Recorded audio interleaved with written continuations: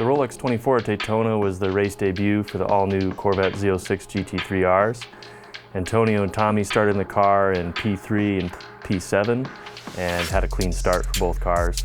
In his first two stints, Antonio got by the 77 Porsche pole sitter and also had a great battle in his second stint with a 9 McLaren, ultimately passing under green as the McLaren's tires degraded. The 3 car did have contact with a 77 early in the race in pit lane, and the 77 was penalized for improper merge procedure. Then the 3 car took another hit from the 40 GTP trying to pass on the inside of turn 3. Alex was behind the wheel at that time and left space for the 40, but unfortunately the 40 slid wide and contacted the right side of the 3 car. Luckily, the damage was fairly minor and we were able to soldier on with the 3 car and still put in competitive lap times. Early in the race, the drivers were on a double stint rotation and running on the lead lap within the top 5 in the GTDPRO class. At hour 8, a well-timed caution allowed the engineering team to split the strategy between the 3 and the 4 car, basically go off sequence by a half a stint, allowing for faster pit stops and lower chances of penalties for both teams. Overnight, the cars ran very competitively. The 3 car led a total of 118 laps and the 4 car led 40 laps, so running very competitively overnight and into the morning hours. Around hour 17, we started to notice an oil level issue in the telemetry on the 3 car, and we're monitoring that closely. But unfortunately, by hour 18, it became clear that we need to go behind the wall and properly diagnose the issue.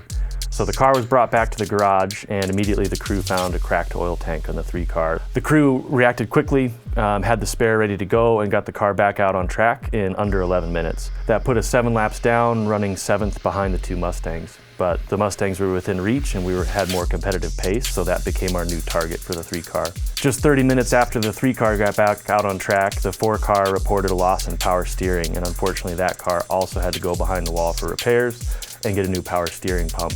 That car was behind the wall a bit longer, about 37 minutes, and they came back out in 8th. The crew remained focused, kept their heads down, and looked ahead to passing the Mustangs. In the final 4 hours, Danny and Alex were able to run down the 64 Mustang and ultimately pass that car under green flag conditions on track. The 65 Mustang had to retire with a broken rear wing mount, meaning that the 3 car jumped up to 5th in class and finished ahead of both Mustangs.